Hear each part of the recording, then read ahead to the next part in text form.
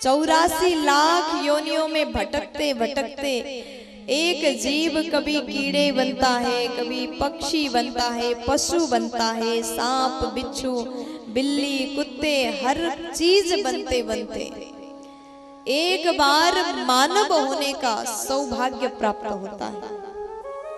और जानते हैं 84 लाख योनियों में ये मनुष्य जो है, ये मानव को ऐसा बनाया, यही मानव जाति ही मुक्ति के द्वार को खोल सकता है,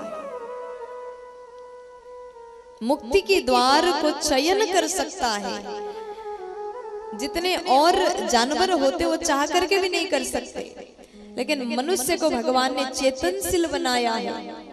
मानव को पता है सही क्या गलत क्या है, क्या खाना क्या नहीं खाना, कैसे रहना क्या नहीं करना, सब मनुष्य को भगवान ने ज्ञान दिया। क्यों ज्ञान दिया?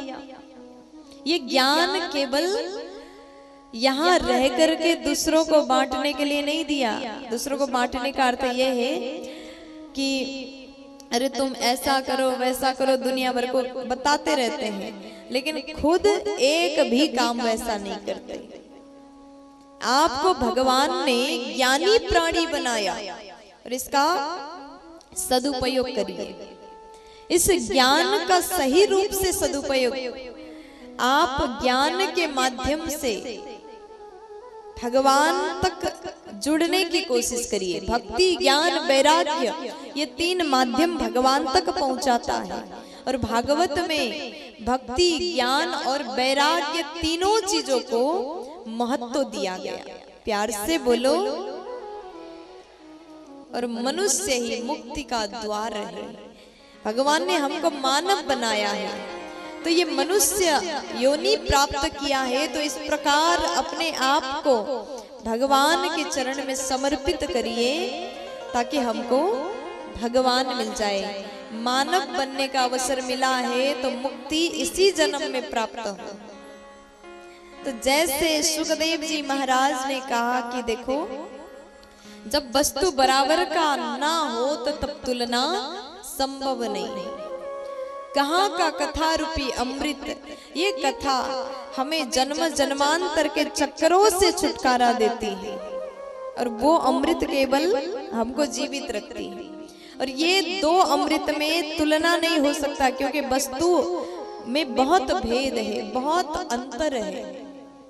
जिस प्रकार से आपके पास में कांच का टुकड़ा है, कांच को भी अगर बनाया जाए तो रिंग में लगाते ना कांच, वो भी पत्थर भी बड़ा चमकीला दिखाई देता है, दूर से डायमंड जैसा भी दिख जाता है, लेकिन वो असल में है नहीं। कांच के टुकड़े और मणि का क्या अंतर होता है, इसका तुलना कभी भी किसी भी परिस्थिति में नहीं हो सकता। जिस प्रकार से व्यापारी जी के पास में जाकर के आप कांच के टुकड़े को ले जाइए और उनसे कहिए कि व्यापारी जी आप इसको रख लीजिए, इसके बदले में हमको चमकीला मणि दे दीजिए, क्या वो देंगे? नहीं देंगे। ठीक उसी प्रकार वो अमृत और कथा रूपी अमृत में तुलना नहीं हो सकता। जैसे सुखदेव जी ने कहा और कहते हैं कि देखो, तुम लोग वास्तव में कथा के अधिकारी नहीं, लायक नहीं। कथा सुनने का अधिकार केवल उनको है जो भगवान के कथा में प्रेम रखता है, भाव रखता है, विश्वास रखता है। जब कथा के अधिकारी कौन है पूछा गया, तो ये भागवत सुनने के लिए कोई जात, इसका कोई वर्णन नहीं आया। ये जात वाले सुन सकते, ये नहीं सुन सकते, इसका कोई वर्णन नहीं है। सब जात के सुन सकते हैं, लेकिन शर्त इतना है कि आपके भीतर विश्वास होना चाहिए, भगवान के प्रति प्रेम होना चाहिए। आप चाहे किसी भी जाति के हो, आप कैसे हो, क्या करते हो, ये मायने नहीं रखता। सिर्फ इतना चीज जरूरी है, आपके मन में भगवान की कथा के प्रति श्रद्धा होना चाहिए, विश्वास होना चाहिए, तभी आप कथा सुनने के अधिकारी हो। जिसके भीतर भक्ति ही ना हो, भगवान को कैसे समझेगा? जिसके भीतर भक्ति ना हो वो कथा को समझ ही नहीं सकता। जो व्यक्ति जरा सा भी भगवान पर भरोसा नहीं करता, भक्ति नहीं करता, तो वो कथा में बैठ ही नहीं सकता। आप लोग इस पंडाल में बैठे हैं, इसका अर्थ ये है आप 3-3 घंटे कथा को सुनते हैं और बड़े शांति से बैठते हैं। इसका अर्थ ये है कि आप भगवान के चरण से प्रेम करते हैं, भक्ति करते हैं, और यही प्रेम आपको यहाँ बैठने की शक्ति प्रदान करती है।